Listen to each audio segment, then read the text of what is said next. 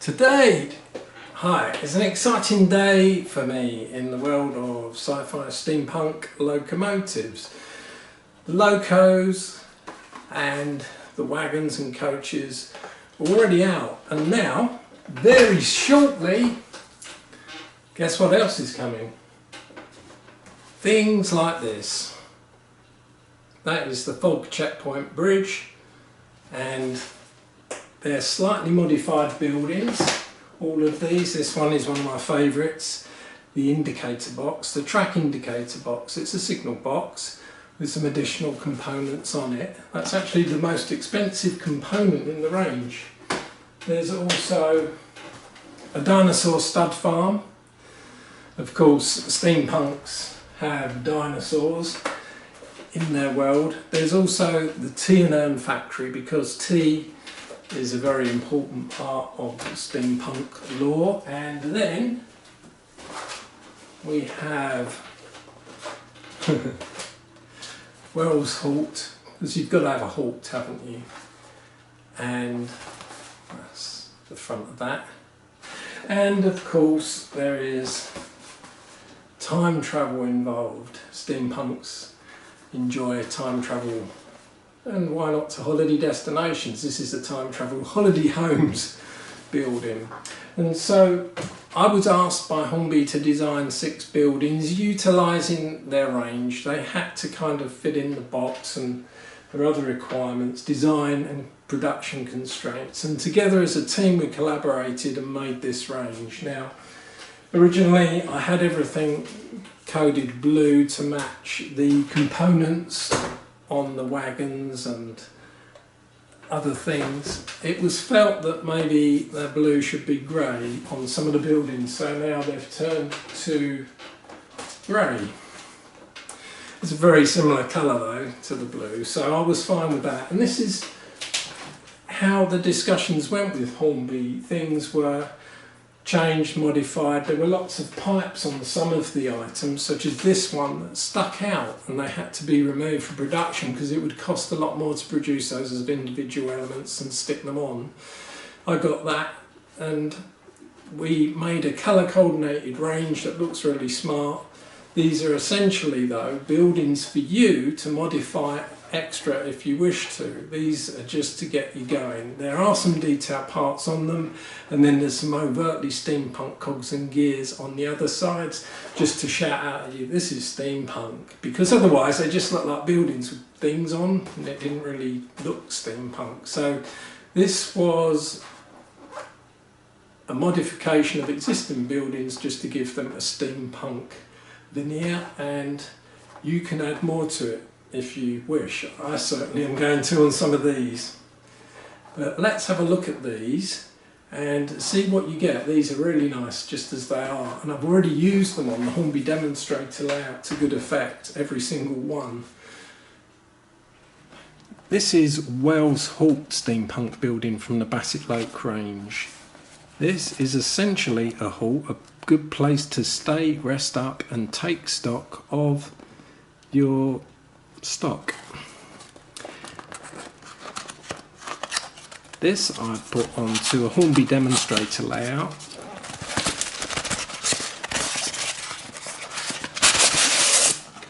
It's something you can put on your platform.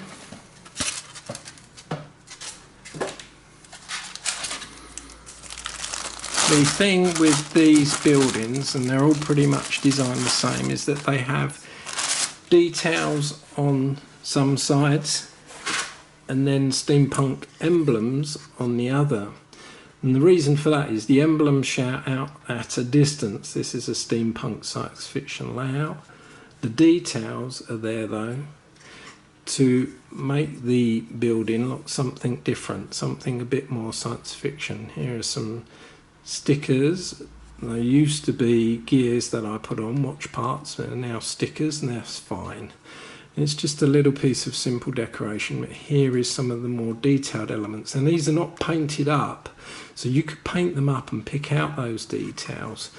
And when I originally modelled these, they weren't enough. They looked like steampunk buildings without any real steampunk elements on them. They were just detailed buildings with extra things on them. They could come from anything. So that was why I added the steampunk emblems, these cogs and gears. Some people don't like those. They think that is just sticking cogs and gears on it and that's not good enough. Well, they're missing all these detail elements. So they are there. You have to look at the model and pick these out with paint yourself, make them look good. You could always add to things as well. If you didn't like that, you could add more to it and make it look like a piece of functioning machinery quite easily just by kit bashing some extra components on it from other model kits. Stick some components on it, would be easy to do. But you see from a distance, that is just a science fiction building. And now from a distance, it is a steampunk element. This is the Hornby Bassett-Lowke steampunk building called the Fogg Checkpoint Bridge. This is a regular Hornby bridge that has been modified, and it is now more steampunk than science fiction. I'm going to take it out of the box.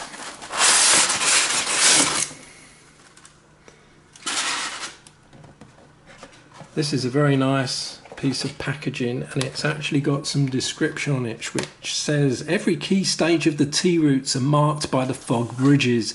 On passing beneath the bridge, a bell is rung and the time of the section is logged and relayed back to the Bassett-Lowke factory.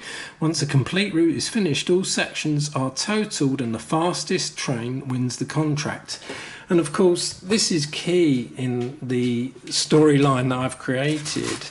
These locomotives race around competing for the fastest times and delivering tea, much as tea clippers used to in our world. In this steampunk world, it's trains doing that. Here is the Fogg Checkpoint Bridge, and this is pretty much as I designed it. There are some concessions made though, some components taken off. I did put cog detail and machinery detail on the front and also on the other side. It's only on one side now, that's fine. This is a sticker. I've changed it to a sticker and that actually looks good. There's a clock mechanism here. It used to be quite a bit larger, but now it's smaller. That's still fine. And there are some concessions made in production. That has to happen. There's a steampunk emblem on the side. That's all that is designed to be. But if you want to, you could always add extra components around here, make it functional or appear functional, so as if it did something.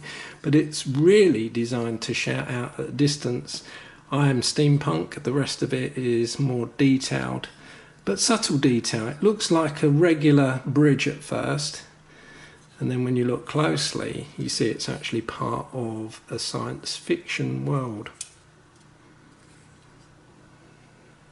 Now presenting the most expensive component of the Bassett-Lowke Hornby steampunk building range, in fact of the whole range. This is the track indicator box, which is now called an indicator box.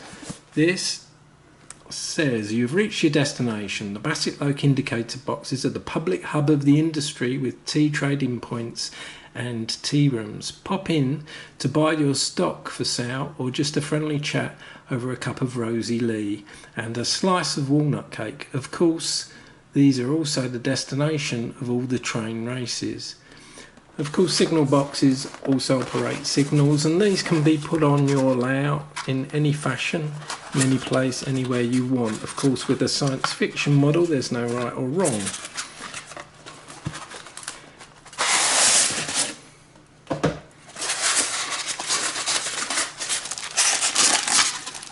Very neat packaging, very nicely done. And this is a modified signal box. Lots of detail on there. All these elements have been added onto above and beyond a regular signal box. You could pick them out with paint. There is detail there. It's hard to see. And then, of course, the overtly steampunk side. This is to shout at you from a distance, this is a steampunk element, because otherwise you might not really know. There are some cogs and gears on the roof. These are designed, they're meant to look a little more functional. Again, you could add details there. There's a certain restriction on certain production constraints that mean you can't add too many sticky out bits. So these are things that you can do after if you wish to, but you don't have to. This element is just really pretty, really nice, just as it is. Now, you could even put things in there inside and have a light or some detail in there. It is glazed, as you can see. It's really nicely finished and full of detail. This is just a really nice element. I really like this. It's got some weight to it. It's made out of resin. Made in China sticker, Hornby's Limited 2020, that actually would say. And so there it is, the track indicator box. I originally made these with blue roofs to match the locos, and they've been recoloured grey. Under discussion that was felt that was a more normal sort of colour. I wanted to make them more sci-fi though, so why not blue? But you can paint these, of course, whatever colour you want. There are no rules.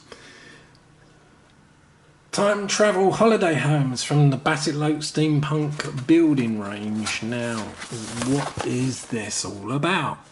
Who doesn't want a holiday in history? Maybe you just want to visit the countryside before it was overrun by red weed, or you have invites to an ancestor's wedding. Perhaps you have a hankering for a Roman gladiatorial weekend or a Neolithic shindig. Then time travel holiday homes are for you, and surprisingly spacious on the inside with room for all the family. Step inside, set your destination and holiday in the time period of your choice.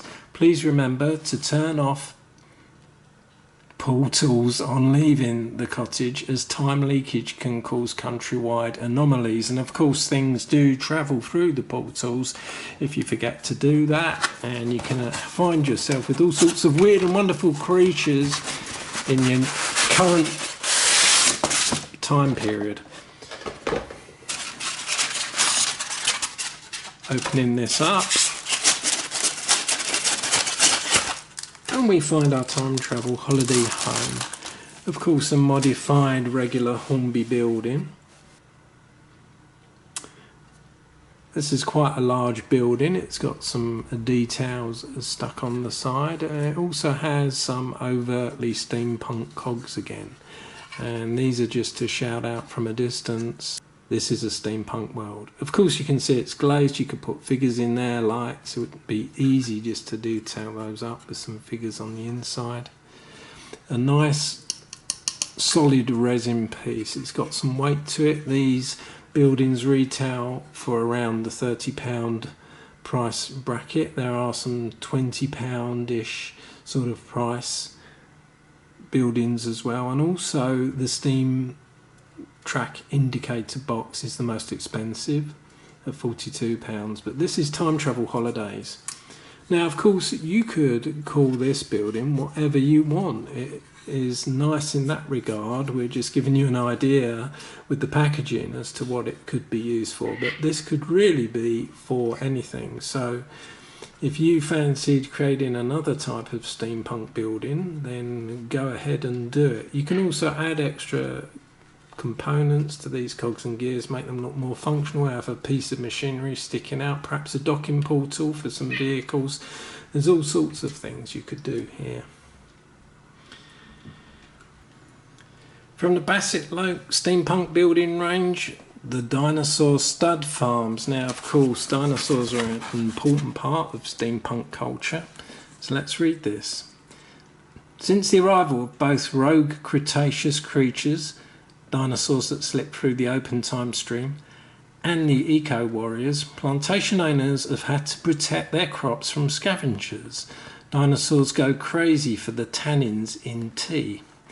This protection is done by breeding and keeping Tyrannosaurus rexes and feeding them from birth on red meat and fresh tea leaves. The tea makes them docile, tame enough to ride on, or even just let wander on your premises. Dubbed T-Rex, that's T-E-A Rex, This modern breed of dinosaurs is a plantation owner's best ally against tea thieves, be they Cretaceous or just opportunistic humans. So there you go. This gives you an idea of another type of building you can add to your layout, and you can put, of course, dinosaurs around this. Now I need to open this. This is a really nice piece of packaging from Hornby. They've done wonders on the riveted style of box design, and lovely colours. Inside is some polystyrene packaging. The building is covered in plastic bag, and then we can move it. And there it is, the dinosaur stud farm. There's of course areas for your dinosaurs to hide in. There's some extra details on the building, and then some overtly steampunk elements. These are the cogs and gears designed to decorate the building and make it look steampunk from a distance. But there are details here which you could paint up. These haven't been painted. They were originally silver and gold and other colours on the original design buildings, but for ease of production have been painted brick red. So you would need to, if you want to, pick out those details with a paintbrush, and you could quite easily. You could also put some dinosaurs in here and just make a really nice dinosaur stud scene. Of course, the steampunks get their dinosaurs by travelling in time. This roof was originally much more blue. It matched the blue on the roofs of the wagons and the coaches, well, the coaches in fact.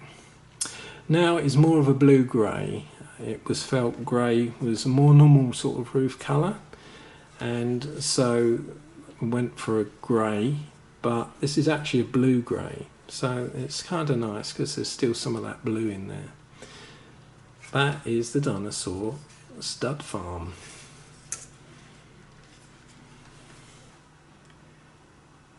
Of course, where would the Bassett-Lowke range of steampunk buildings be without the tea and urn factory? This is where tea is manufactured, and of course tea is an important part of the steampunk world. Here it says, the humble building where the Bassett-Lowke blended teas and industrial urns start their lives. Tea bush leaves are brought in from the plantations before being dried and blended on site. Then put in foil-lined wooden crates. They are then shipped around the world by the trained jockeys, the team proving that they can be fastest on that run, win the contract for that year. The team proving that they can be fastest on that run, win the contract for the year. So there you go.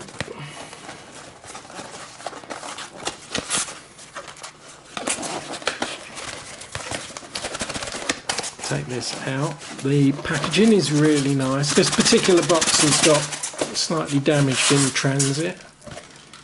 Still, the polystyrene protected it nicely. And here we are, the tea and urn factory. Of course, this could be a factory of any sort, of anything that you wish to create. It's got a couple of doorways there, some extra piping around here, some extra details here, and some extra details here. This part could be painted up and just highlighted, dry brush, perhaps silver, give it more of a look. And on here there's some other details that are just hiding at the moment, but they could be picked out, and some silver elements. And then on this side, the more overtly steampunk gears and cogs, just to say from a distance as you go up to the layout that this is on, that this is a steampunk world. Otherwise, it just looked like a building with details on it. It didn't look steampunk. So that is why these things were done. You can always add to these if you wish, stick components on, make them look more functional, but they are designed to look like steampunk elements, just graphic motifs on the building for its steampunk world. Here it is with a grey roof, fairly straightforward, this particular model, but plenty of detail on there, additional detail. This little pipe is extra too, this little chimney. So there have been quite a lot of extra details put in by the team to convert a standard building into something a little bit different. It is subtle, and these things are designed as a starting point for you to then, if you wish, add more to. You don't have to, they're nice just as they are on your layout, but if you wish to, you can do, and you can really detail these up, paint them, put them together. There's all sorts of things you can do. This is the thing with this world, like any form of modelling, you can turn it into whatever you want. Just remove that made in China sticker and put it on in here, I think. Oh, if I can. Now, doesn't show up so much then in the door. So there you go. That is the Tea and Urn Factory. It could of course be any factory. It could be a factory polishing goggles. It could be a factory creating hats. And all of these names for the buildings I created, the actual thing then, the details were written by someone else. But the names of the wagons, coaches and the buildings were something I came up with. And I think they fit and complement the steampunk world really nicely. So there you go. That's a quick review of the steampunk buildings in the Bassett-Lowke Hornby range. There are 6 which go with the 6 wagons and coaches and the 3 locos. 15 items that I designed with Hornby, and then we collaborated as a team to create the Bassett-Lowke range, and I'm really proud of everything we've created as a team. The packaging looks fabulous, and I can't thank Hornby enough for putting in all of the effort to really create this lovely imaginative world with steam locomotives. It's an imagination, a world of imagination that you can do anything with now. You can take this wherever you want. You can create larger locos, larger scenes, more buildings, whatever you want to do. And I know Hornby would love to see what your ideas are, what people do, so do send them to Hornby, photographs or videos. They would love to see that. Of course, these locos were based on existing models, but you can have no restrictions. You can do whatever you want. You might not get them made, therefore, but you might get something made if you do things the right way. This is the wonderful thing about Hornby. They're such a nice company to deal with. I like the fact that they were open to my ideas when I presented them with the idea in 2013, and now in 2020 things are happening. Of course, there was lots of changes in the intervening years and things took a while to develop, but they've done a wonderful thing now. They really have. This looks fantastic. I think this is my favourite piece, a Leander locomotive. I have a favourite building, which is the indicator box, and the wagons and coaches, I don't know, they're all nice. I think though it will be interesting to perhaps remodel some of these, put them on a layout in a different way. I've already made all of these elements on a Hornby demonstrator layout called Laysdown Estonia. There's one in America and one in the UK, and these layouts utilise all of this range in a 5 by 2 foot space, and it does show what you can do, and I've also created some extra elements there too. So there you go. So there we are. Let's see what you can do. I've got plenty of ideas for the future, and that was a science fiction model railway I made called Cato Pass. What does the future hold? Time will tell.